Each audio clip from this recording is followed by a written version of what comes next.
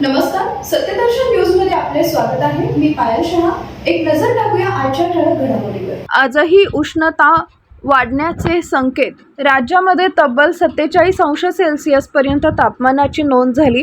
अकोल्यात 46.9 अंश सेल्सिअस तापमानाची नोंद झाली आहे। अमरावती इथं 46.8 अंश सेल्सिअस तापमानाची नोंद झाली। यवतमाळमध्ये 46 अंश सेल्सिअस तापमानाची नोंद झाली। भारतीय हवामान विभागानं आजही अमरावती, अकोला आणि वर्धा जिल्ह्यात उष्णतेचा ऑरेंज अलर्ट जारी केला।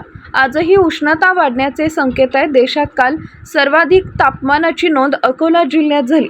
अकोल्यात काल पारा 46.9 अंश सेल्सिअसवर गेला। यंदाच्या उन्हाळ्यातील हे सर्वाधिक तापमान होतं। अकोल्यापाठोपाठ देशात सर्वाधिक तापमान नोंदवलेल्या शहरांमध्ये अमरावतीचा दुसरा नंबर आहे। विदर्भातील सर्वच शहरांचं तापमान 44 अंश सेल्सिअसच्या पुढे गेले।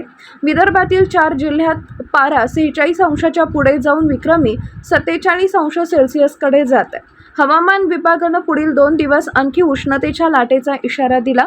पुढील महिन्यातील मार्गातील एप्रिल महिन्यातील मागील 5 वर्षातील हे सर्वाधिक तापमान मानलं जात आहे। सोलापुरात आज 27 एप्रिल 2026 रोजी कडक ऊन असून कमाल तापमान 41 अंश सेल्सिअस ते 42 अंश सेल्सिअसच्या आसपास राहण्याची शक्यता आहे। दुपारच्या वेळी उष्णतेची लाट जाणवू शकते, त्यामुळे तापमान 42.5 अंश सेल्सिअसपर्यंतही पोहोचू शकते।